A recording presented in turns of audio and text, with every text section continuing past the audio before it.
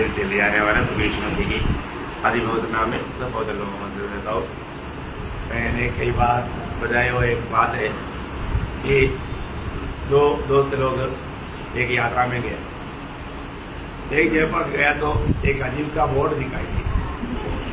वो बोर्ड भी लिखा था ये उड़ाने वाला भी रहेगा, जो ना उड़ाएगा वो भी रहेगा। तो एक ने बोला, अभी उसने देखा उसके नीचे, वो बोर्ड के नीचे अच्छा बड़ा बड़ा पत्थर पड़ा था। एक ने बोला ये यात्रा में ये बोझ रहेगा क्यों चलेगा, उसने नहीं लिया। दूसरे ने बोला यार कुछ भी हो कम से कम 2-3 थैली में डाले थे, अच्छा घोड़ा घोड़ा दिखता है, जरूर बहुत सुंदर है, 2-3 थैली में डाल देता है, हम वही सकेंगे। अभी ये यात्रा वापस आने वाला यात्रा नहीं था। तो जब अपने घर पहुंचने के बाद में घर के लोग इन्होंने यात्रा में क्या क्या लेकर आया और देखने के लिए जब इकट्ठा हुआ तो इन्होंने कई चीज मार्ग में परचेज किया था। सब थैली से बाहर निकालते निकालते देखा तो घोड़ा चमक रहा है। देखा तो जिसने 3 पत्थर लिया था वो बड़ा मोती बन गया, बहुत मूल्यवान मोती बन गया, हीरा बन गया।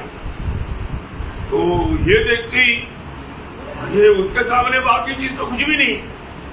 ये देखते वो रोने लगा, अरे मैं तो ये फालतू चीज को थैली में डाला, ये पूरा ये थैली भर करके मैं ले लिया तो मैं कितना करोड़पति बन गया था। तो दूसरा बोलता है मैं तो एक भी नहीं उड़ाया, मुझे एक भी उड़ाने का मौका नहीं मिला, वो भी रोने लगा।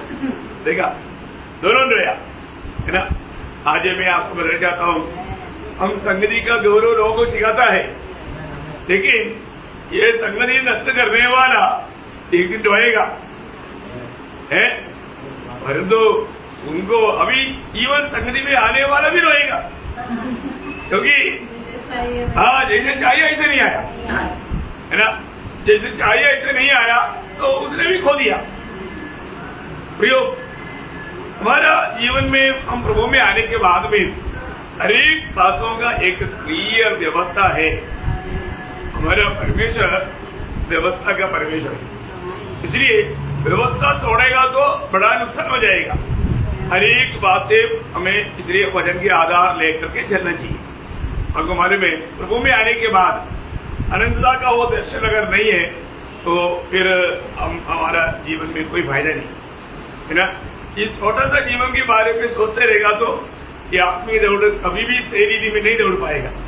तो प्रभु में आने के बाद, प्रभु में विराट पाने के बाद, जैसा पड़ोसियों उसका दूसरा अध्याय का 6-7 वचन में, पड़ोसियों उसका दूसरा अध्याय 6 और 7 जैसे तुमने मसीह को प्रभु करके ग्रहण कर लिया है वैसे ही उसी में चलते रहो। देखो तूने क्या बोल के ग्रहण किया, प्रभु करके ग्रहण किया। इसका मतलब क्या है कि प्रभु को प्रभु करके ग्रहण करने के बाद में शुरुआत के दिनों में लोगों का बड़ा उत्साह रहता, हर बात में प्रभु को महिमा देना, प्रभु की इच्छा में बना रहना, उसके लिए बहुत उत्साही रहता। तो प्रभु का वचन कहता है तुम जो प्रभु को ग्रहण किया ना प्रभु मानकर, तुम्हें उसी में चलते रहो और उसी में जड़ पकड़ते, उसी में मतलब मसीह में जड़ पकड़कर और बढ़ते जाओ। देखा अब इसका मतलब क्या है कि जड़ पकड़ने के लिए टाइम लगता, तो धीरे धीरे होता है। तो धीरे धीरे ये जड़ नीचे जाने लायक उसकी संगति में रहेगा तो आपको एक अच्छा मजबूती मसीह जीवन मिलेगा है ना। मतलब प्रभु की संगति की गौरव, वो संगति में कभी लापरवाही होने नहीं दे रहा, उसमें जड़ पकड़कर और जैसे तुम सिखाए गए, ऐसे तुम्हें सिखाए गए वैसे विश्वास में दृढ़ होते जाओ। देखा क्या होते जाना, विश्वास में दृढ़ होते जाना और अधिक अधिक धन्यवाद करते रहो। धन्यवाद करते रहो। प्रियो, हमारे जीवन में मसीह लोगों को मिला हुआ अनुग्रह कितना बड़ी बात है ना। हमारा कोई खोज नहीं, प्रभु ने हमें ढूंढ कराया, प्रभु ने हमको बचाया, इतना बड़ा दया मिला, इतना बड़ा अनुग्रह मिला, हम प्रभु को हर बात में कितना धन्यवाद देना चाहिए। वास्तव में हमें मिला हुआ अनुग्रह के बारे में हम लोग इतना समझता नहीं, हमें जानना चाहिए। आज हमारा रोज विश्वास में बढ़ते जाना, विश्वास मेरा बढ़ रहा है कि नहीं, है ना। मतलब शुरुआत का विश्वास बहुत लोग ने खो दिया है। शुरुआत में बहुत अच्छा विश्वास था और वो विश्वास अभी नष्ट हो गया। ऐसा होगा तो क्या खतरनाक हो, है ना। जब इब्रानियों 3 अध्याय का 14, इब्रानियों 3 का 14, क्योंकि हम उसी के भागीदार हुए थे, यदि हम अपने प्रथम भरोसे पर अंत तक दृढ़ता से स्थिर रहे। देखा, हमारा पहला विश्वास में अंत तक बना रहेगा, तभी हमें मसीह में भागे हैं। अभी ये बात को परखना चाहिए ना, ये बात को परखना चाहिए। मतलब हमारे जीवन में मैं विश्वास में आने के बाद आज मेरा वो विश्वास में ढीला हुआ क्या, कमजोर हुआ क्या, या मैं और भी मजबूत विश्वास में, पक्का विश्वास में मैं बढ़ते जा रहा है क्या, है ना। यो आज बहुत लोग छोटी छोटी बातों में डगमगाया जाता, क्योंकि वो विश्वास में मजबूत नहीं। विश्वास में मजबूत होना, हमें अपने आप को परखना चाहिए। इसलिए दूसरा कोरिन्थियों 13:5 में लिखा ना, तो अपने आप को परखो कि विश्वास में हो कि नहीं, है ना। विश्वास में हो कि नहीं, हो परखना चाहिए। प्रयोग परखेगा तो मालूम पड़ेगा मैं विश्वास में है कि नहीं, विश्वास की यात्रा कर रहा है कि नहीं। क्योंकि अगर विश्वास में कमजोरी आ गया तो वही इब्रानियों 10 अध्याय का 39 आपको याद है क्या बोलता, हम हटने वाले नहीं, नाश हो जाए, नाश होने वाले लोगों के साथ हम नहीं, पर विश्वास करने वाले हैं, विश्वास करने वाला है, प्राणों को बचाए, प्राणों को बचाए। प्रयोग हम अपनी प्राणों को रोज बचाते हुए विश्वास में आगे बढ़ने वाला है। ये बात हमें सिद्ध करते जाना है ना। सुंदर जीवन प्रभु ने हमें दिया प्रयोग, है ना। और एक आपको मालूम है प्रभु ने दिया हुआ सबसे पहला दान विश्वास में आए हुए लोगों को पहले दिया हुआ दान क्या है, पवित्र आत्मा। दूसरा दान क्या है, दूसरा दान क्या है, दूसरा दान अच्छी तरह सुनना। दूसरा दान है एक सच्चा मंडली। क्या है, एक सच्चा मंडली। प्रभु का मंडली मिलते बिना आप आत्मीय जीवन में बढ़ नहीं सकता, ठीक है। आत्मीय की संगति बराबर बढ़ने के लिए हमें क्या चाहिए, सच्चा मंडली चाहिए, सत्य वचन सिखाने वाला मंडली, है ना। अगर वो मिल गया वो परमेश्वर की ओर से हमारे लिए दूसरा दान है, और उनके ओर से हमें दान है। नासिक मंडली के लोग कितना भाग्यवान लोग हैं, उन्हें प्रभु का सत्य वचन सीखने का मौका मिला। मैं आपको बताना चाहता हूँ प्रियो, हम लोग उसके प्रति प्रभु से कितना आभारी होना है। यहाँ पर जीवन जल का कोई कमी नहीं, जीवन की रोटी का कोई कमी नहीं, हर प्रकार, है ना। मतलब एक बात है प्रियो, मंडली जीवन में आने के बाद में हम लोग इतना सावधान रहना चाहिए, है ना। मंडली जीवन में आने के बाद में हरेक लोग एक दूसरे को जानना और इतना ही नहीं, एक दूसरे के लिए प्रोत्साहन बनना। मंडली जीवन में आए वो हरेक लोग उसका अपना काम के बारे में जानना चाहिए। नहीं जाना, सही प्रकार का जीवन नहीं बिताया, हाँ मैं पढ़ना मंडली का एक सदस्य हूं बोल करके चलने से कोई फायदा नहीं, है ना। शरीर का अंग में हरेक अंगों को उसका अलग अलग काम है, हमारे काम में निभाता है कि नहीं, ये बात को भी हरेक पवित्र लोग जानना चाहिए। तो मैं प्रभु को धन्यवाद देता हूँ। आत्मीय जीवन में हमको बराबर हर बात में प्रभु हमें सिखाता है ना। प्रभु का हमारे प्रति कितना प्यार है। प्रभु हमें नहीं ये बातें समझाएगा तो हम कैसे समझता, लेकिन प्रभु हमें हर बात समझाता है। आपको मालूम है, प्रार्थना तक पाप बन जाएगा तो प्रार्थना कैसे करेगा,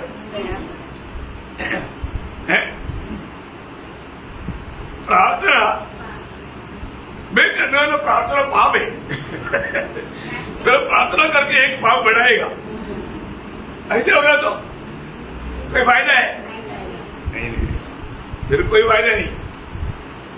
परंतु आज जाने अनजाने कई लोगों का प्रार्थना पाप है, वो पाप में गिना जाता।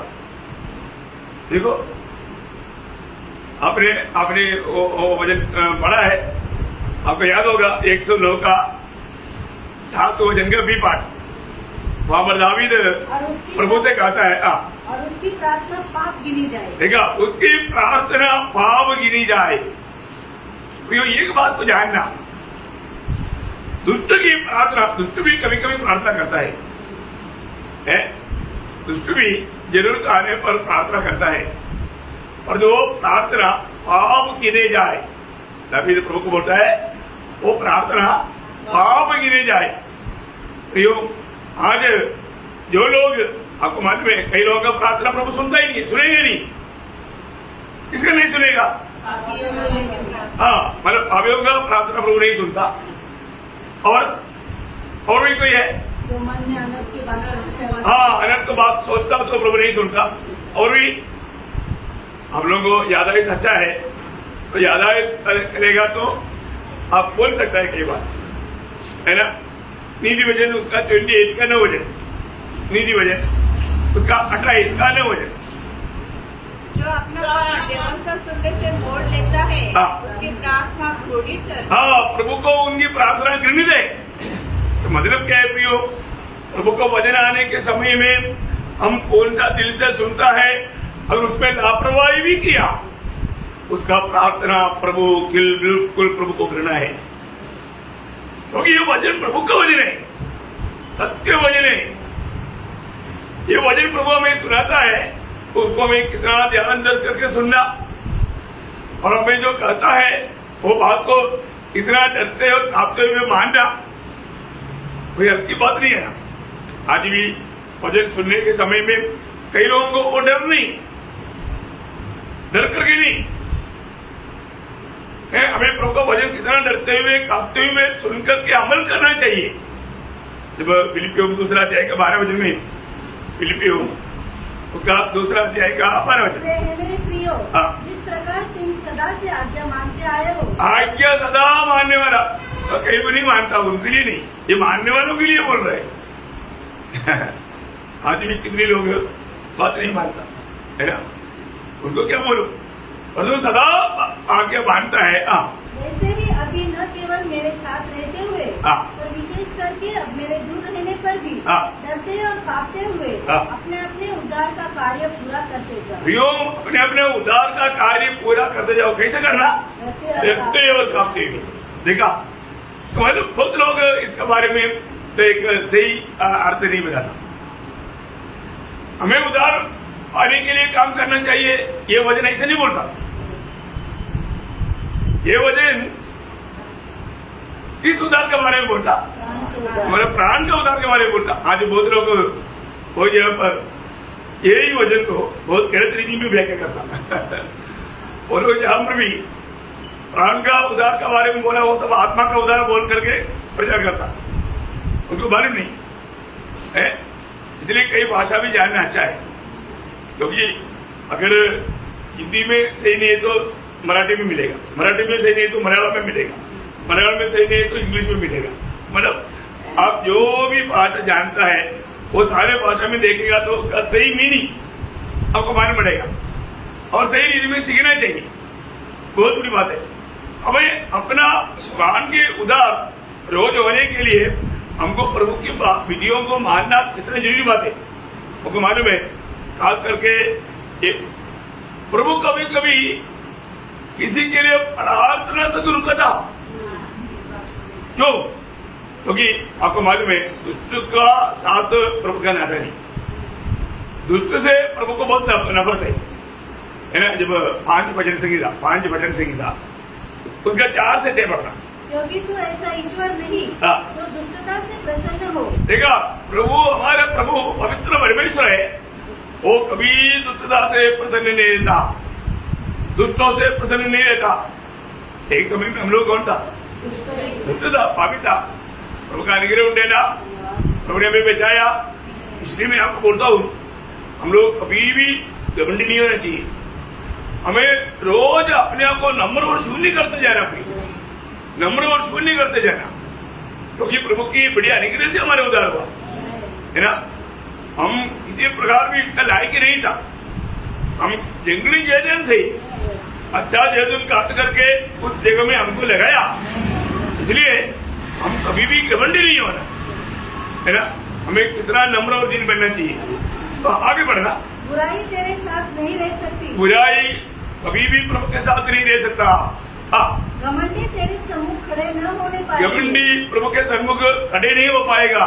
तुझे सब अनर्थकारियों से घृणा है, अनर्थकारियों से प्रभु को घृणा है। तू उनको जो झूठ बोलते हैं हाँ। नष्ट करेगा, नष्ट करेगा, झूठ बोलने वालों को नष्ट करेगा। ओ तेरा भयंकर चेतावनी है ना।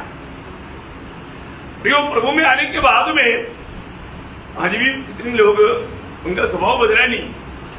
हमारा जीवन में हम मसीह की स्वभाव में बढ़ते जाना है, एक सच्चा भक्त बनते जाना भी जरूर।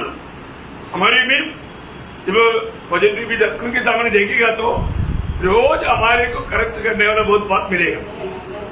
जैसे इसका आपका प्रकाश बढ़ते जाएगा, वैसे अपना कमी भी आपको दिखते जाएगा। लेकिन प्रभु के उस रोशनी में आना चाहिए, प्रभु का ज्योति में ही हम वो बात को देख पाएगा। तो इसलिए रोज हमें मन करने की जरूरत है, मरने की जरूरत है, कई बात निकाल कर फेंकने की जरूरत है, ये सब करना है। प्रिय परमेश्वर का व्यवस्था जानना। परंतु उस जगह में दावीद का स्वभाव क्या था? दावीद सुबह उसी 5 अध्याय का वही भजन संगीता 5 अध्याय का 1-2 वचन पढ़ना, 1-2-3 पढ़ना। मेरे बच्चों पर कान लगा, हाँ, मेरे कहराने की ओर ध्यान लगा। देखा, मेरी कहराना या मेरा प्रार्थना की ओर कान लगाओ। हाँ, हे मेरे राजा, हाँ, हे मेरे परमेश्वर, हाँ, मेरी दुहाई पर ध्यान दे, हाँ, क्योंकि मैं तुझसे प्रार्थना करता हूँ। देखा, ओ दावीद उसका प्रार्थना कैसे था आगे? हे यहोवा, हाँ, भोर को मेरी वाणी तुझे देखा, भोर तोड़ करके देखा, भोर को मेरी वाणी तुझे सुनाई देगी। हाँ, मैं भोर को प्रार्थना करके हाँ, तेरी बात जोऊंगा। देखा, मतलब भोर को उड़ करके प्रभु की बात जोते हुए प्रार्थना में लेकर रहने वाला एक दावीद कितना अच्छा लगता। सवेरे प्रभु की उपस्थिति में आकर के, प्रभु का खोज में होकर के इस अवस्था में मिलने वाला भक्त के लिए प्रभु का दिल में बहुत आनंद है। भोर को, सुबह, अर्ली मॉर्निंग, इसका 7 बजे पढ़ना। परंतु मैं तो तेरी अपार करुणा निधान हाँ, तेरे भवन में आऊंगा। हाँ, मैं तेरा भय मानकर तेरे पवित्र मंदिर की ओर दंडवत करूंगा। देखा, वे तेरी आराधना कैसे करेगा? मेरा भय मानते हुए। प्रियो, हम जब भी प्रभु की उपस्थिति में आता है तो सचमुच में हमारा प्रभु का सही ज्ञान में सही आदर करते हुए हम प्रभु की उपस्थिति में आता है कि नहीं? प्रभु की उपस्थिति में आने से पहले हमें अपने आप को परख कर जांच कर देखना चाहिए। और मैं एक बात आपको बार बार बोलना चाहूंगा, आज बहुत लोग प्रार्थना के बारे में हम इतना समझाता है लेकिन लोग नहीं समझता, इसका गौरव नहीं समझता। प्रार्थना के द्वारा आप कितना महान सेवा कर सकते हैं। मतलब एपिफ्राइटोस के बारे में एक सुंदर गवाही पौलुस देता है। वो क्या बोलता हमारे में पड़ोसियों 4 अध्याय है, उसका 12 बजे पढ़ना। पड़ोसियों 4 अध्याय का 12 बजे। हाँ, जो तुममें से है हाँ, और मसीह यीशु का दास है, वाह, तुम्हें नमस्कार करता है, हाँ, और सदा तुम्हारे लिए प्रार्थना में लड़ाई करता है। किस लिए लड़ाई करता? ताकि तुम सिद्ध होकर तुम देखा, ताकि तुम सिद्ध होकर पूर्ण विश्वास के साथ परमेश्वर की इच्छा पर स्थिर रहो। हाँ, देखा, परमेश्वर की इच्छा पर तुम स्थिर रहो। देखा, समझ रहे हो? अपन दूसरे विश्वासियों के लिए क्या प्रार्थना करना चाहिए? पूर्ण विश्वास के साथ परमेश्वर की इच्छा पर बना रहना। भाई, और ऐसा नहीं है तो है परमेश्वर की इच्छा पर बना रहने के लिए हमें एक दूसरे के लिए प्रार्थना करना भी हो। आज कितने ही लोग प्रभु की इच्छा जानने के बावजूद भी प्रभु की इच्छा छोड़कर अपनी इच्छा में चल रहा है। देखो भयंकर धोखा है। आज जब प्रभु में आने के बाद में हम कितना डरते और कांपते हुए प्रभु की इच्छा मालूम करके उस इच्छा में चल करके अपने प्राण की उधार में रोज बढ़ते हुए मसीह की रूह बनते जाना यह हमारे कर्तव्य है। एक सच्चा भक्ति के जीवन बिताने का सारा प्रबंध प्रभु ने भक्तों के लिए किया है। लेकिन आज मैं वो मार्ग में चल पा रहा है कि नहीं है। मैं आपको सत्य बताना चाहता हूँ, कुछ लोगों के प्रति प्रभु बोलता है तो उनके लिए प्रार्थना नहीं करता है। प्रभु प्रार्थना मना किया तो फिर वो लोगों का अवस्था क्या रहेगा है। ये बहुत भयंकर बात है। हम लोगों को प्रभु है, मेरे जीवन में ऐसा बात हुआ है। प्रभु ने बोला उनके लिए प्रार्थना नहीं करना। मैं एक्चुअली डर गया। बाद में मुझे मालूम पड़ा प्रभु ने इस रीति में पहले भी लोगों को कहा है। आपको याद है 2-3 बजे मैं आपको पढ़ाता हूँ यिर्मयाह उसका 11 अध्याय का 14 वचन। यिर्मयाह 11 का 14। इसलिए तो मेरी इस प्रजा के लिए प्रार्थना न करना, न कोई इन लोगों के लिए ऊंचे स्वर से विनती करे, क्योंकि जिस समय से ये अपनी विपत्ति के मारे मेरी दुहाई देंगे तब मैं उनकी न सुनूंगा। नहीं सुनूंगा। प्रभु नहीं सुनेगा और प्रभु भक्तों को भी बोलता है तुम भी नहीं करना। देखो उसका 7 अध्याय का 16 वचन। यिर्मयाह 7 का 16। इस प्रजा के लिए तू प्रार्थना मत कर, हाँ न इन लोगों के लिए ऊंचे स्वर से पुकार, हाँ न मुझसे विनती कर, हाँ क्योंकि मैं तेरी नहीं सुनूंगा। देखो अभी हम लोग प्रार्थना किया प्रभु नहीं सुनेगा तो हमें कितना दुख आएगा। इसलिए प्रभु एडवांस में बोलता है उनके लिए प्रार्थना ही मत कर। तेरा मूल्यवान समय उनके लिए मत बिताओ। इतना डेंजर बात है भैया है ना। उसी में उसका 14 अध्याय उसका 11-12 वचन। फिर यहोवा ने मुझसे कहा इस प्रजा की भलाई के लिए प्रार्थना मत कर। इस प्रजा के लिए प्रार्थना मत कर। चाहे वे उपास भी करे तो भी मैं इनकी दुआही न सुनूंगा। और चाहे वे होम बलि और अन्न बलि चढ़ाए तो भी मैं इनसे प्रसन्न न रहूंगा। मैं तलवार मांगी और मरीज के द्वारा इनका अंत कर डालूंगा। देखा बोले का मतलब प्रभु जिसको नाश करने का निर्णय लिया है उसके लिए विनती करना प्रभु की इच्छा थी। भैया एक बात जानना, प्रभु ने अगर हमें दिया हुआ इसका एक अच्छा एक मतलब ऐसा क्यों हुआ उसका कारण नीति वचन में 1 अध्याय का 24 से 28 तक के वचनों में लिखा। देखना प्रभु बार बार हर एक भक्तों के सामने अपने हाथ फैलाता है, मौका देता है, मन फिरने के लिए बुलाता है, सच्चाई की राह में चलने के लिए बुलाता है, पवित्र जीवन के लिए प्रोत्साहन देता है। और लोग अनसुनी करता है, अनसुनी करता। वहां पर कितना सुंदर रीति में बोला अतला पढ़ना उसको। मैंने तो पुकारा, प्रभु बोलता है मैंने तो पुकारा परंतु तुमने इनकार किया। और मैंने हाथ फैलाया परंतु किसी ने ध्यान न दिया। देखा प्रभु लोगों के सामने हाथ फैला रहा है। क्या बात है प्रियो, आप सोचिए मैंने ऐसे लोगों को देखा है। प्रभु ने कई बार हाथ फैलाया, मतलब कई बार समझाया। अपना जैसे उसका एक वो कौन सा मोसी कौन है वो एक मोसी था कितना चांस प्रभु ने एक बार सोपर में आकर के थप्पड़ भी मारा करके उसने गवाही दिया था, फिर भी उसने प्रभु को दिल नहीं दिया। आखिर जब उसकी इच्छा आया प्रभु ने सुना नहीं। सही बात है ना। वो अपने वो एक बड़ा दृष्टांत है। मैं ऐसा और भी कई लोगों को देखा है। यो प्रभु जरूर चांस देता, प्रभु बहुत बार मौका देता और जो लोग उस बात को अनसुनी करता। अरे प्रभु कितना रीति में प्रभु ने मानो एक किया, अभी भी लोगों ने मन को कठोर किया। आगे बढ़िए। वरन तुमने मेरी सारी सम्मति को अनसुनी किया। देखा बार बार मैं समझाने के बावजूद भी तूने अनसुनी किया। हाँ, और मेरी ताड़ना का मूल्य न जाना। मतलब प्रभु ने हमें ताड़ना भी देकर कोशिश किया। अब आपको मालूम है प्रभु मेरा है, उसका सबूत क्या? प्रभु मेरा है तो मुझे कभी कभी ताड़ना मिलेगा। देता है। प्रभु मुझे प्रेम करता है और मैं प्रभु का बन गया है। प्रभु मेरा, मैं प्रभु का। उसका चिन्ह है ताड़ना। ताड़ना मिलता नहीं है ना। आप सोचना आप त्यागा हुआ है, आप त्यागा हुआ है।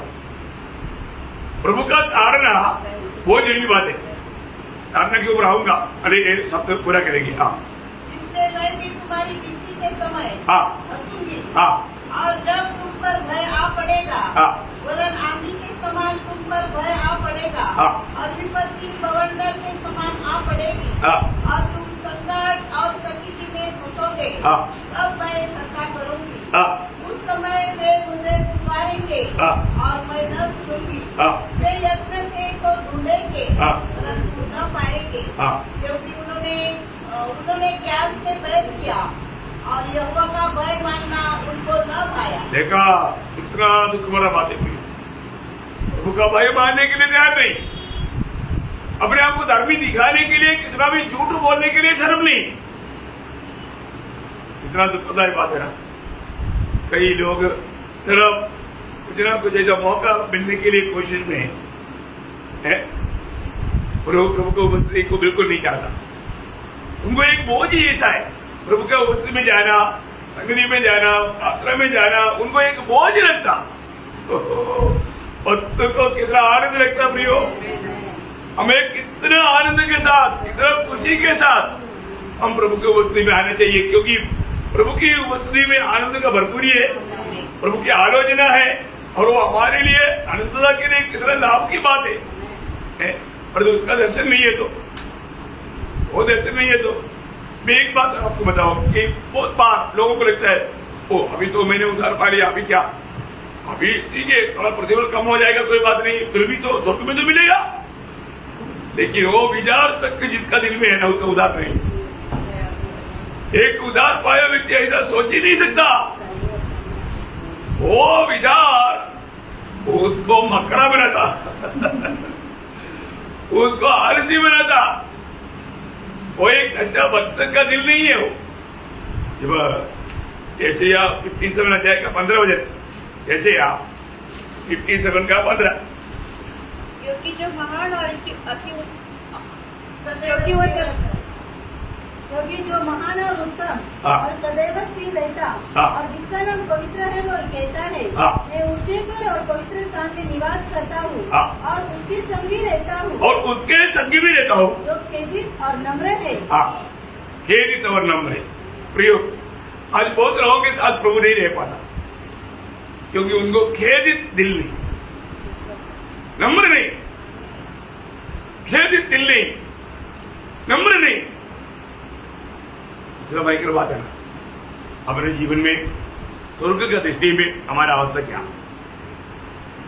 आपको मालूम है प्रभु अपने लोगों को हमेशा एक मांग करता, क्या मांग करता मालूम है? दूसरा इतिहास उसका 7 अध्याय उसका 14 वचन, दूसरा इतिहास 7 अध्याय उसका 14 वचन। जब यदि मेरी प्रजा के लोग हाँ, जो मेरे कहलाते हैं हाँ, दीन होकर प्रार्थना करे और मेरे दर्शन की खोजी होकर हाँ। अपनी बुरी चाल से फिरे, देखा, मेरी दर्शन की खोजी होकर के अपनी बुरी चाल से फिरे तो मैं स्वर्ग में से सुनकर हाँ। उनका पाप क्षमा करूंगा हाँ। और उनके देश को जो का त्यों कर दूंगा। क्या बात है, क्या कितना सुंदर वायदा है ना। हमारा व्यक्तिगत जीवन के लिए, पारिवारिक जीवन के लिए, देश के लिए, सब ये व्यवस्था बहुत इंपॉर्टेंट है। जो मेरा कराने वाला मेरे लोग है ना, प्रभु की उपस्थिति में रोज नम्र बनना भी। नम्रता का अर्थ क्या है? हाँ, आज्ञा मानना, प्रभु की बातों को मानना, नो कंप्लेंट। एक कंप्लेंट नहीं थी जीवन में। कई लोग अच्छा बात भी बोलेगा तो कंप्लेंट करेगा, वो भी नम्र नहीं, घमंड हो है। हमारे जीवन में ऐसा नहीं होना चाहिए। एक सच्चा प्रभु के साथ का नाता ना होने के कारण, संगति ना होने के कारण, एक सच्चा भक्त का दिल में प्रभु का संगति का तड़प रहता प्रियो है।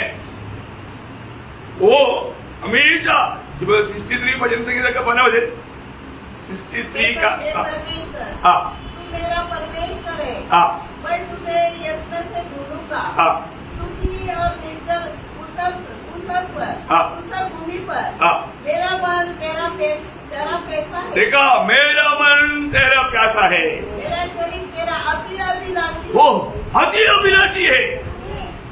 प्रियो, आज हमें वो प्रभु के प्रति ऐसा एक अभिलाषा है, ऐसा एक इच्छा है प्रभु के प्रति थोड़ा भी समय मिलेगा तो तुरंत प्रभु को पुस्तक में जाना और प्रभु का वचन से वचन पढ़ना है। बाइबल हमेशा पास में रहना प्रियो। थोड़ा भी वक्त मिल गया वो समय प्रभु का आलोचना प्राप्त करना। आत्मीय जीवन, प्रभु के सन्निधि का गौरव जान करके जीवन बिताना कितना बड़ी बात है। खास करके आपको मालूम है, आज भक्तों के जीवन में एक सच्चा भक्ति के जीवन इसलिए नहीं बिता पाता क्योंकि वो पाप में जीवन बिताता, इसलिए प्रार्थना नहीं। प्रार्थना का अर्थ प्रभु के साथ का भाषण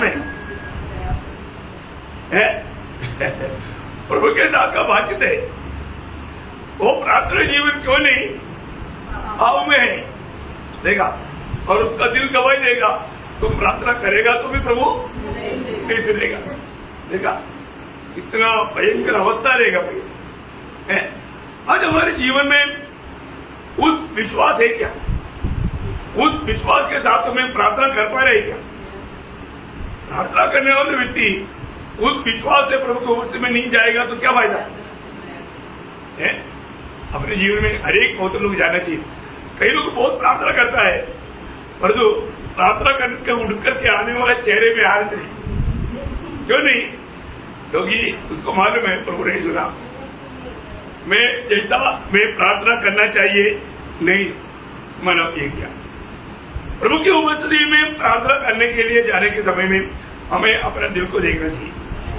मेरे दिल में अभी हमने थोड़ी देर पहले जब 66 बजे का आधार बोला था, मैं मेरे दिल में अनंत की बात सोचता नहीं सुन। मतलब मैं प्रार्थना के लिए प्रभु की उपस्थिति में घुटने टेकने नहीं बन।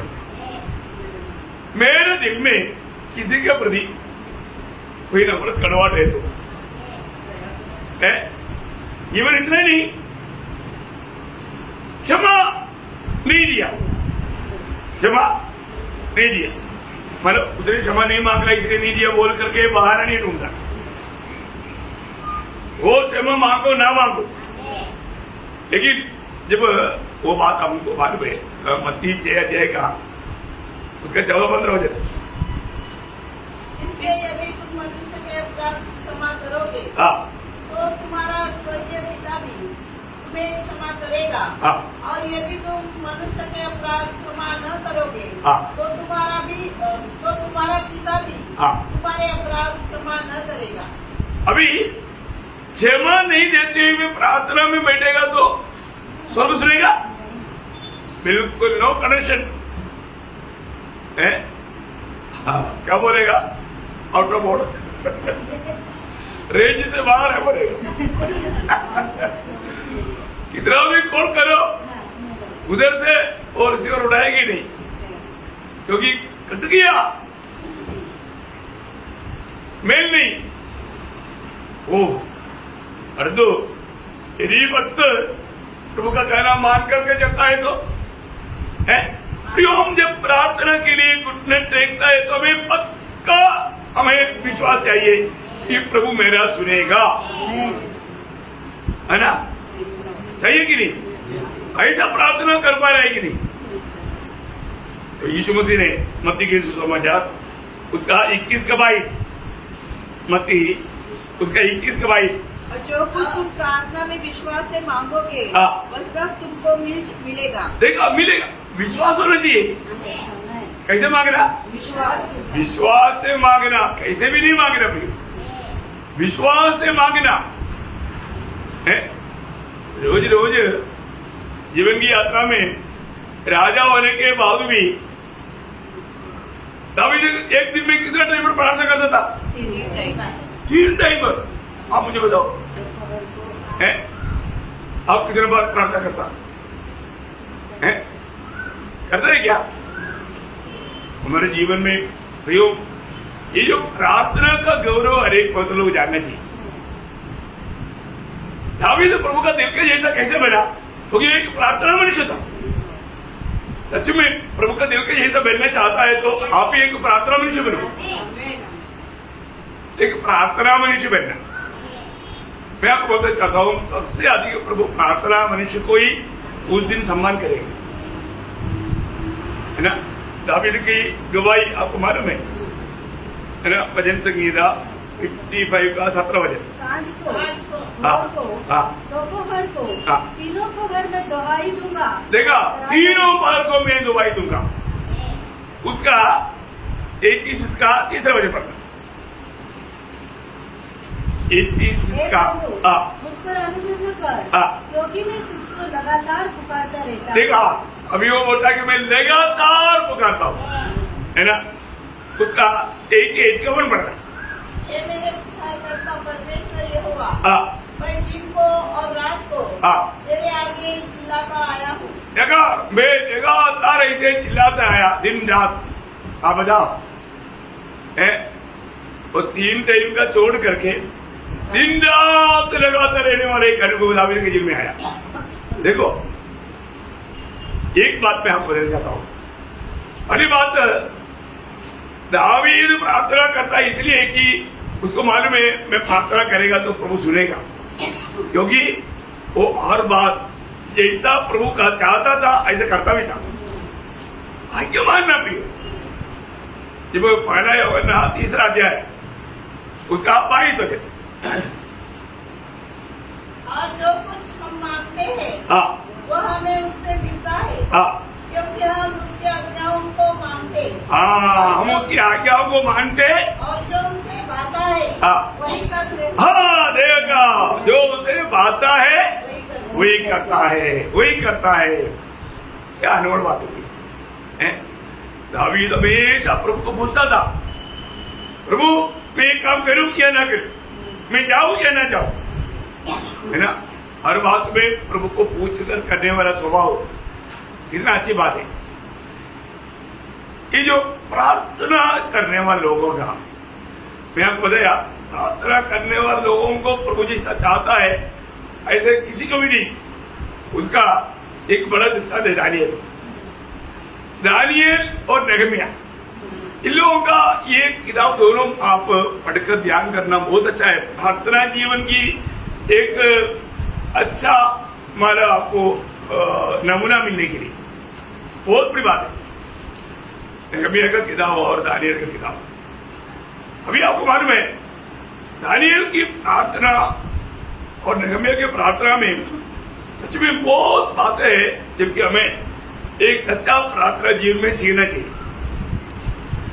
दानिएल की प्रार्थना में ये बड़ा खूबी क्या है ना, वो प्रार्थना जब करता है ना अपनी गिरती अपना मतलब उसका खुद का एक्चुअली नहीं है, लेकिन इसराइल राष्ट्र का गिरती को भी वो अपने ऊपर लेता है। वो है सच में मध्यस्थी प्रार्थना का एक बड़ा गौरव। मैंने वो प्रार्थना से बहुत कुछ बात सीखा। बहुत बात पढ़ना चाहिए। मैं कम शब्द में कुछ वचन पढ़ाऊंगा।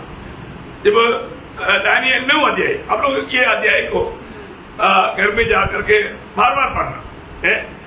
मतलब उसका 9 अध्याय का 4 से 6 मैंने अपने परमेश्वर यहोवा से हाँ। इस प्रकार प्रार्थना की इस प्रकार प्रार्थना की और पाप का अंगीकार किया। पाप का अंगीकार किया। हे प्रभु, तू महान और भययोग्य परमेश्वर है, हाँ। जो अपने प्रेम रखने और आज्ञा मानने वालों के साथ हाँ। अपनी वाचा को पूरा करता हाँ। और करुणा करता रहता है। हाँ। हम लोगों ने तो पाप, कुटिलता, दुष्टता दुष्टता और बलवा किया है हाँ। और तेरी आज्ञाओं और नियमों को तोड़ दिया है। छोड़ दिया। ओ प्रभु के सामने कबूल कर रहा है। बहुत उठा हुआ दिल के साथ अपने आप को नम्र और दीन करके बहुत बड़ी बात है प्रियो।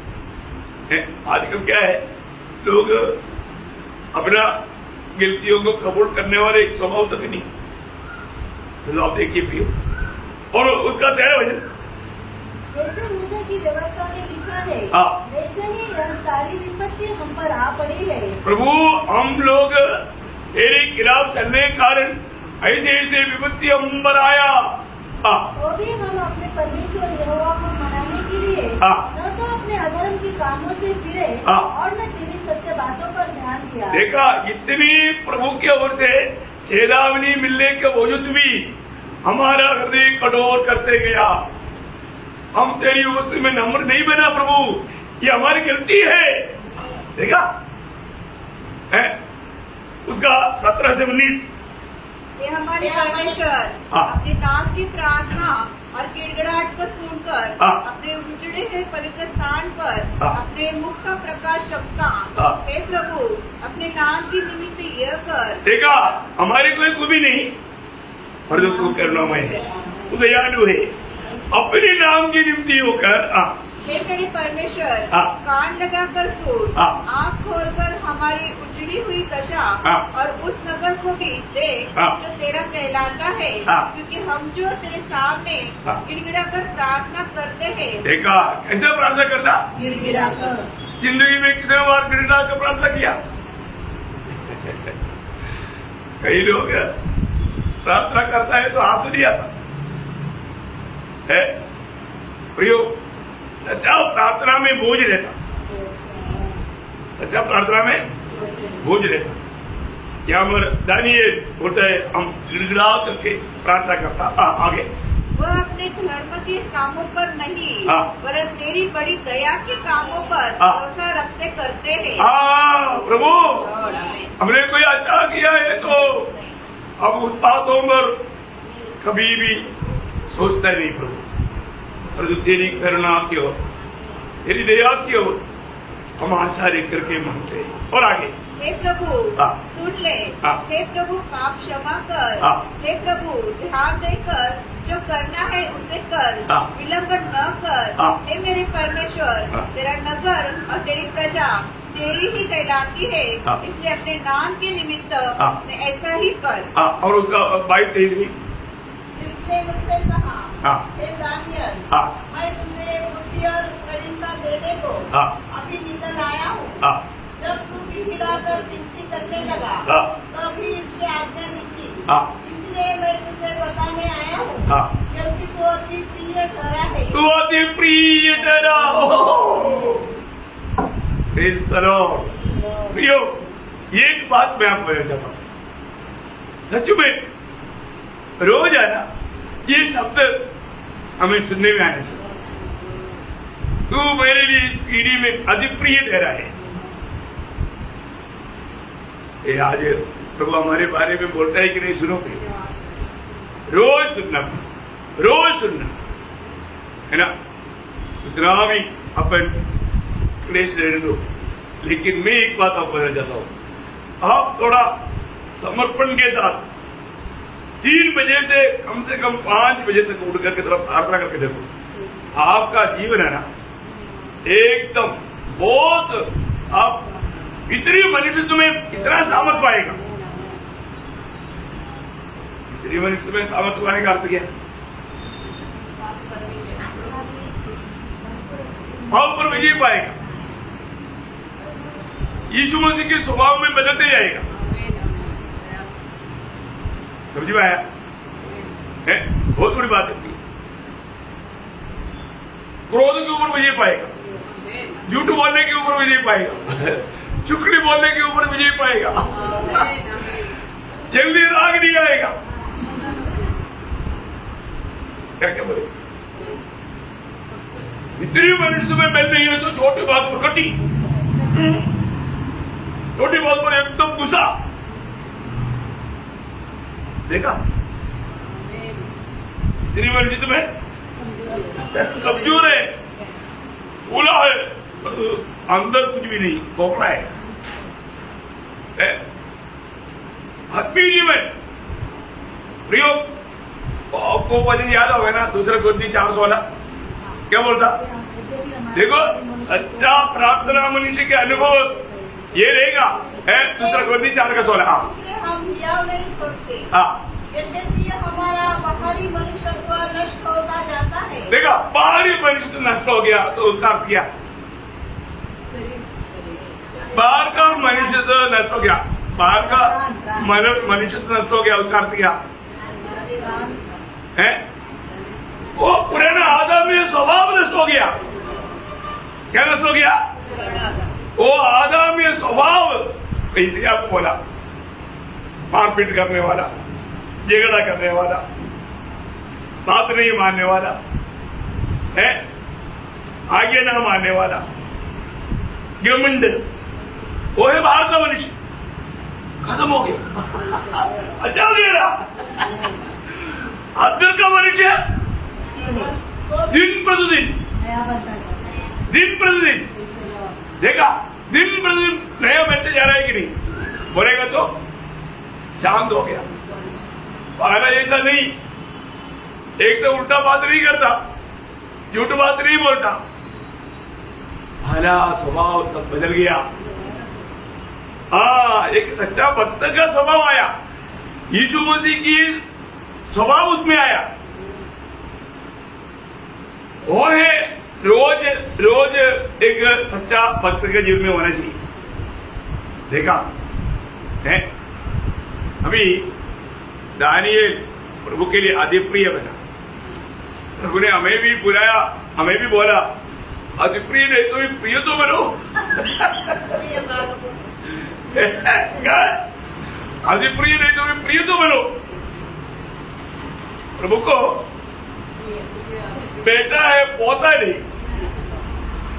प्रभु को बेटा है, प्रिय बेटा है, अति प्रिय बेटा भी है। हमको प्रभु ने कम से कम प्रिय बनने के लिए बोला। प्रिय बनने के लिए क्या होना पड़ेगा ना? एफएससी 5:1 का 12 वचन। इसलिए बालकों के समान हाँ परमेश्वर का अनुकरण करो। देखा किसका अनुकरण? परमेश्वर का परमेश्वर का अनुकरण करो, है ना प्रियो? हमें प्रभु यीशु मसीह की अनुकरण करना है। उसने हमें एक आदर्श देकर गया है। इतनी बड़ी बात है ना? उस आदर्श में क्या क्या बात है? पहला पत्रोस 2 अध्याय उसका 21, 22, 23 हो जाए। और तुम इसी के लिए बुलाए भी गए हो। देखा अभी हम इसी के लिए बुलाया गया प्रियो। अभी भी कितने लोगों ने जाना है? हम उसी के लिए बुलाया गया। क्योंकि मसीह भी तुम्हारे लिए दुख उठाकर हाँ। तुम्हें एक आदर्श दे गया है। दुख उड़ाने वाला बात मत बोलना, है ना? दुख उड़ाने वाला बात बोल गया तो असली बात जानेगा मैं कौन हूं।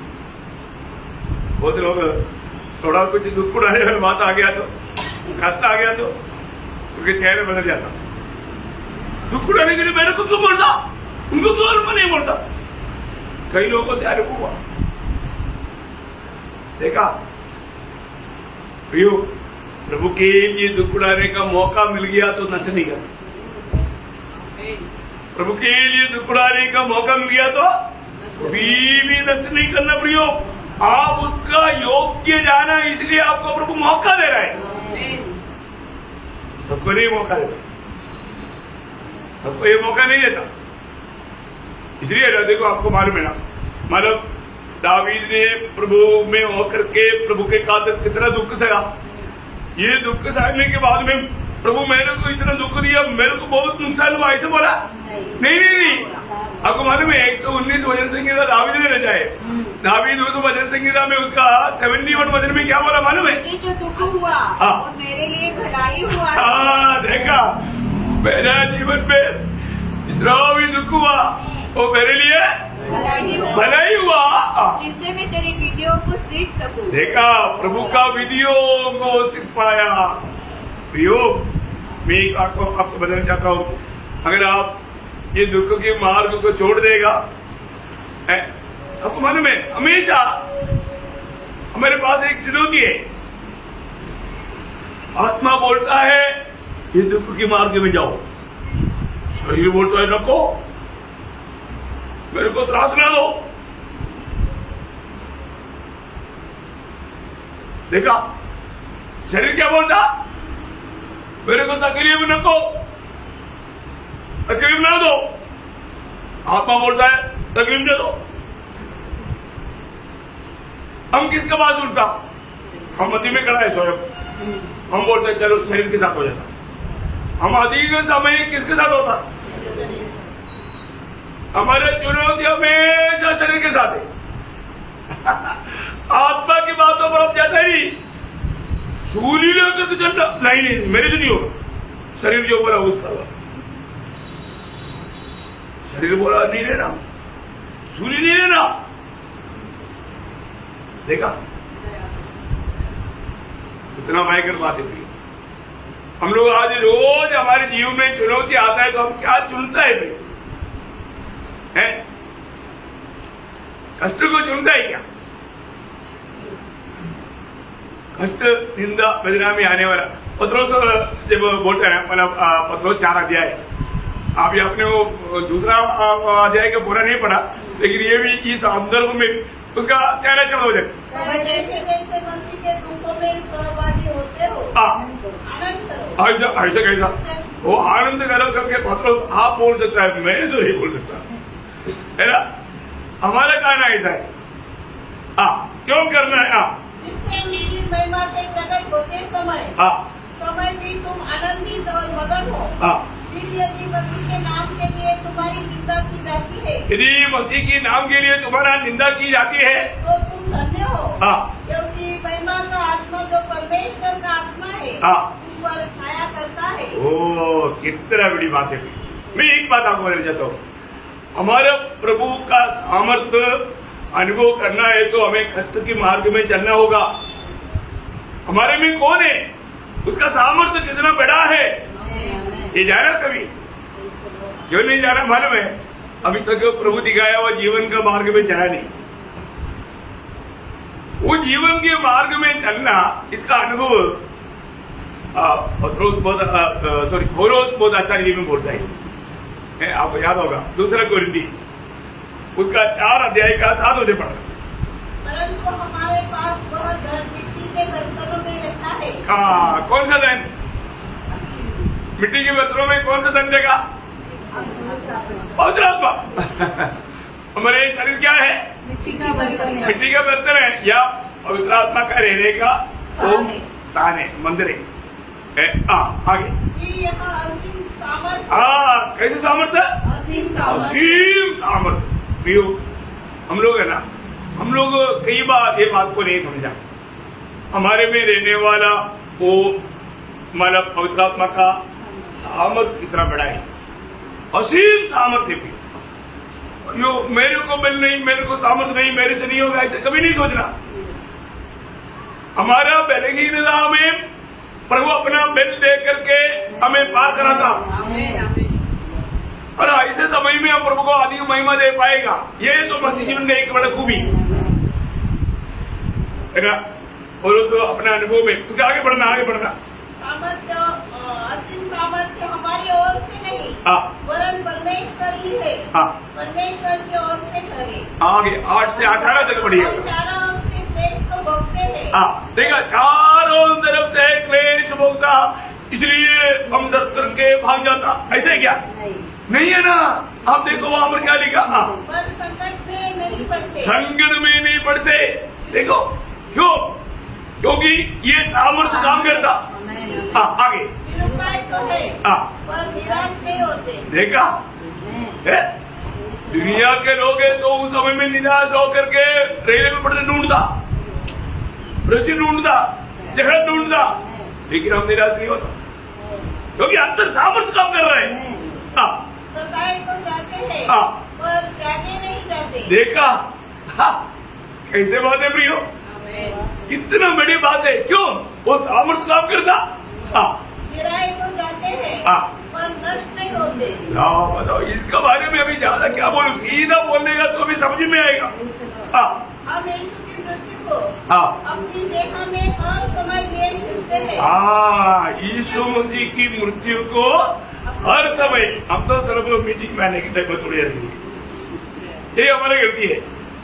और जो रोज बोलता है हम हर समय हमें हमेशा यीशु मसीह की उस मृत्यु को अपने शरीर में लिए फिरना, इसका लाभ क्या है?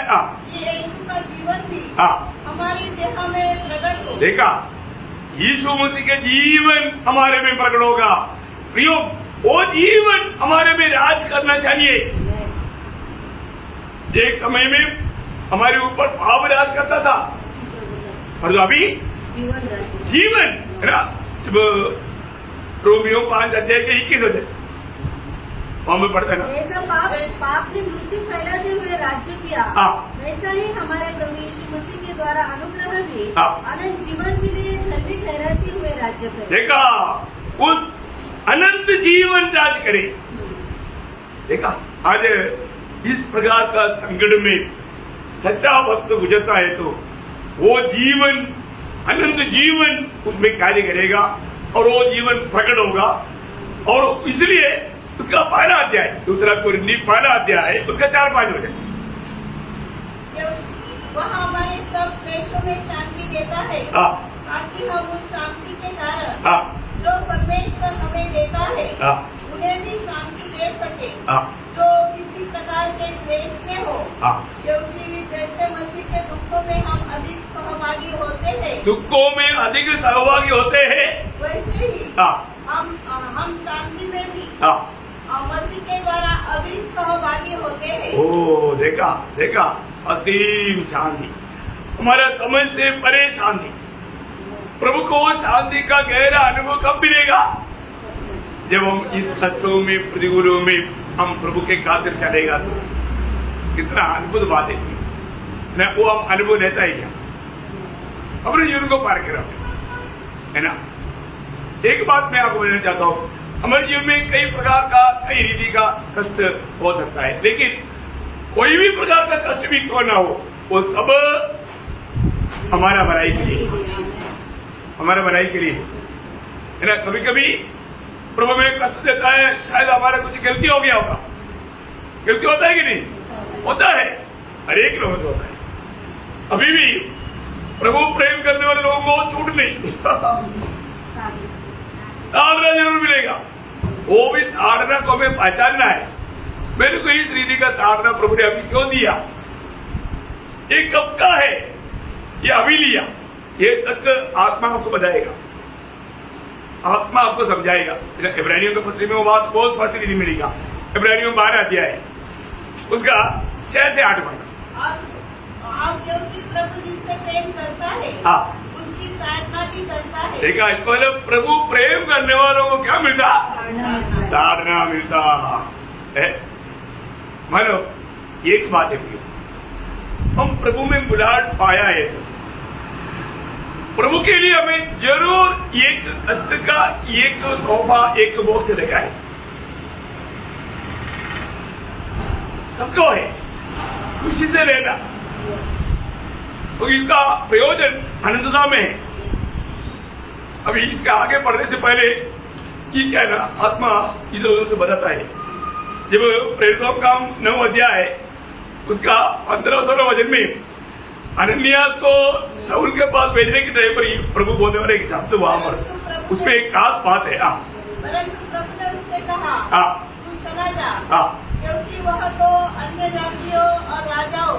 अनन्या प्रभु को समझा रहा था, प्रभु आपको मालूम है वो डेंजर आदमी है, आप मुझे कहां पर भेज रहे हैं? शेर के मुंह में हिरन है, ऐसा मत करो प्रभु। तो प्रभु बोलते हैं, अनन्या मैं तुमको भेज रहा है। वो अभी पहले जैसा नहीं रहा, वो बदल गया। प्रभु को बदलने के लिए टाइम लगता है क्या? नहीं, अभी प्रभु बोलता है वो मेरा चुना हुआ पात्र है। और आगे, और मैं इस्राएलियों के सामने मेरा नाम प्रकट करने के लिए मेरा चुना हुआ पात्र है। और मैं उसे बताऊंगा कि मेरे नाम के लिए उसे कैसा कैसा दुख उठाना पड़ेगा। प्रभु के नाम के लिए दुख उठाना एक बड़ा पदवी है प्रियो। क्या है? पदवी। बहुत सुंदर, स्वर्ग का राजदूत। मेरे नाम के लिए क्या क्या उसको तोहफा मिलेगा। कौन सा तोहफा? दुख का तोहफा। अय्यो देखा दुखुड़ाया कि नहीं ओ और उसने सवा दुखों का लिस्ट घर में जाकर के पढ़कर देखना दूसरा कुर्दी 11 अध्याय का 23 से 28 वजन बाप रे मैं आपको बताना चाहता हूँ प्रियो इतना भयंकर दुख में भी और कभी भी तका नहीं। वो बोलता है वो शारीरिक में बहुत कमजोर था, बहुत बलहीन था। मैंने सुना है कि मुश्किल से 4 महीने एक था और शारीरिक में बहुत कमजोर था। मार खाया कितना मार खाया, नाटा व्यक्ति खूब मार खाया। इसलिए वो रोज आने वाला एक अनोखा शब्द वो बोलता है मैं काम और प्रशंसा करता है। वो बड़ी बात है क्योंकि वो रोज का जीवन में वो वाम रहे। दूसरा कुरिन्ती 11 अध्याय का 30 वचन यदि घमंड करना आवश्यक है तो मैं अपनी निर्बलता की बातों पर घमंड देखा। मैं बाकी दुनियादारी के बड़े बड़े बातों पर नहीं घमंड करता, किस पर? निर्बलता की बातों पर। ओह क्या दास है। हर एक लोग अपने निर्बलता को छिपाता है और जो पौलुस बोलता है मैं उस निर्बलता की बातों पर घमंड करता हूँ।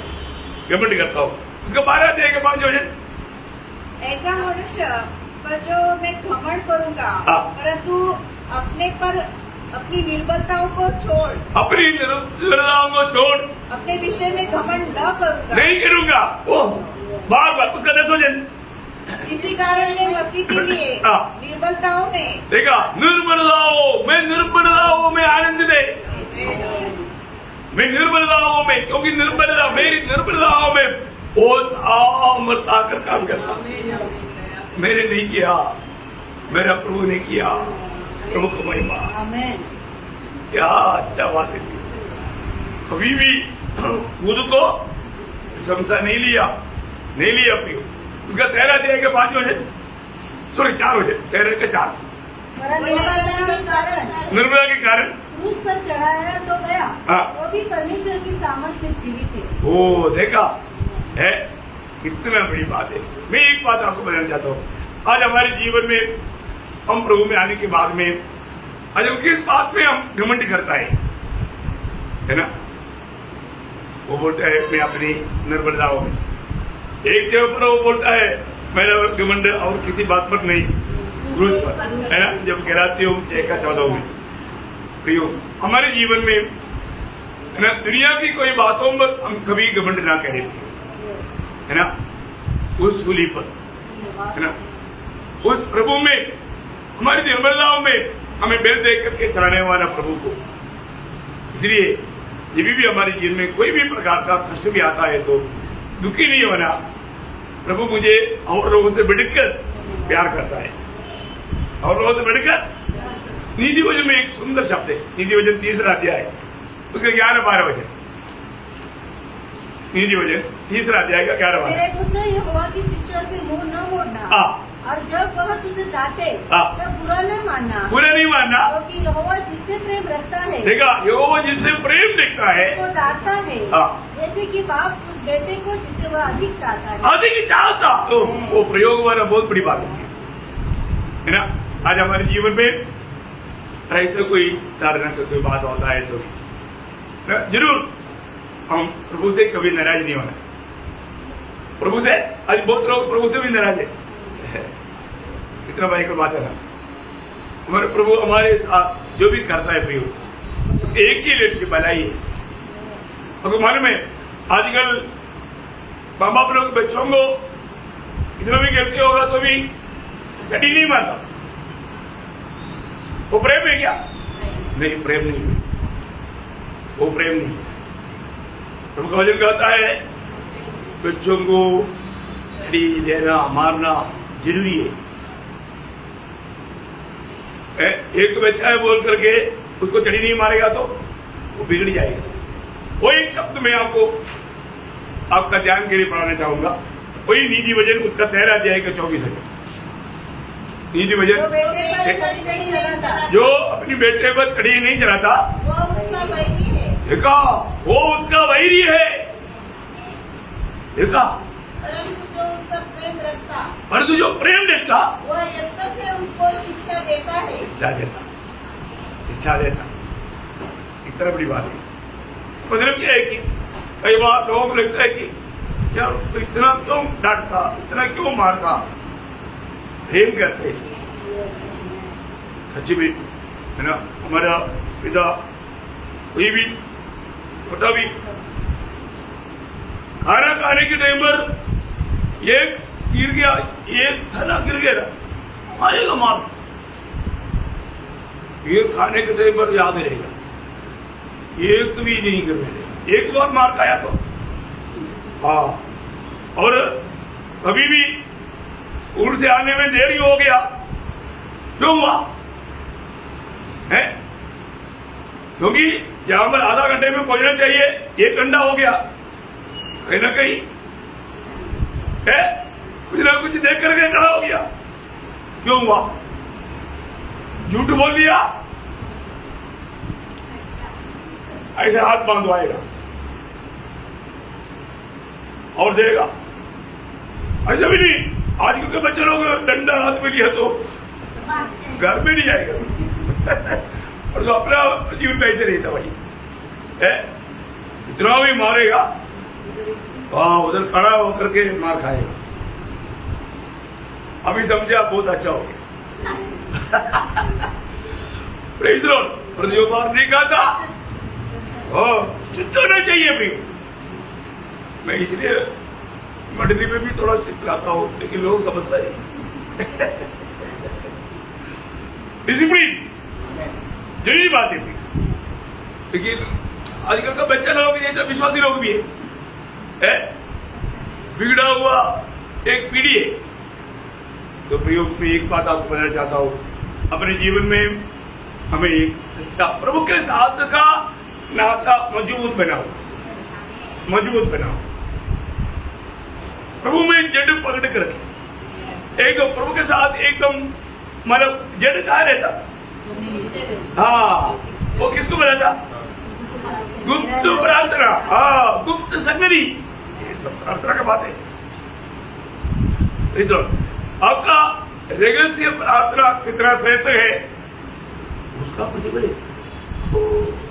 वो 2-3 वचन जल्दी पढ़ के प्रतिक्रिया, मत्ती 6 अध्याय आपको याद है ना, उसका 4 वचन, ताकि तेरा दान गुप्त रहे और तब तेरा पिता जो गुप्त में देखता है तुझे प्रतिफल देगा। देगा, प्रतिफल मिलना है तो गुप्त होना चाहिए। कैसे गुप्त?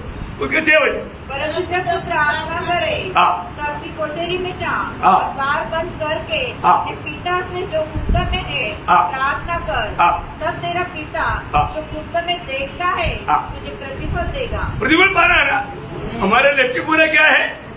प्रतिफल।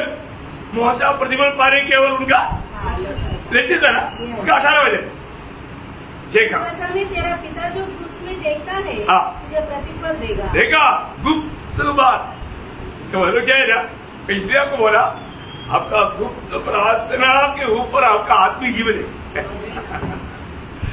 प्रतिफल है। लोगों के सामने प्रकट करते हुए शो करते हुए चलने वाला हर एक बातों का प्रतिफल इधर ही हो गया। और जो गुप्त में, ऐसा गुप्त में स्वर्ग के पिता उस दिन प्रतिफल देगा। तो मैं प्रभु को बहुत धन्यवाद देता हूँ मेरे छोटा सा जीवन में। आज मैं अब्बा पिता कहता है तो वो प्रभु हमें सुनता है कि नहीं, ये बात को हमें आचार्य में समझना चाहिए, है ना। हमें इतना हिम्मत होना चाहिए, हमें याद होना चाहिए। जब पहले हो ना 5 अध्याय का 14 वचन, लॉर्ड जीसस, और हमें सामने जो लिया होता है वह यह है, वो ये है कि यदि हम उसकी इच्छा के अनुसार कुछ मांगते हैं, यदि हम उसकी इच्छा के अनुसार कुछ मांगता है तो वह हमारी सुनता है, हमारा सुनता है। और एक वचन जल्दी, नीति वचन 15 का 8, उसका भी पाठ, लॉर्ड जीसस, नीति वचन 15 का 8 का भी बात। परंतु वह सीधे लोगों की प्रार्थना से प्रसन्न होता है। हाँ, सीधे लोगों की प्रार्थना से प्रसन्न होता प्रसन्न है। होता है। मतलब प्रभु में आने के बाद में टेढ़ा चाल नहीं चलना, सीधा चाल चलना। कितना अनुग्रह की बातें है, इसलिए अपने आप को परखना है। आज जब भी मैं प्रभु को बस्ती में प्रार्थना में आता है तो सच में प्रभु मेरा सुनता है कि नहीं, ये याब मेरे दिल में है कि नहीं, और मेरा प्रार्थना सुन करके प्रभु बहुतों को आशीष दे पा रहा है कि नहीं, मैं लोगों के लिए एक आशीष का पात्र बनकर जी पा रहा है कि नहीं, ये बात को हमें परखना चाहिए। हम एकदम आखिरी समय में प्रभु के आगमन में, प्रभु की उपस्थिति में खड़ा होना है तो भी हमारे जीवन एक प्रार्थनामय जीवन होना चाहिए। प्रार्थना जीवन में कमी नहीं आने देना, गिरावट नहीं आने देना, सावधान रहना। प्रभु के वचनों के द्वारा बहुत आशीष दे, प्रभु को महिमा मिले। आमीन।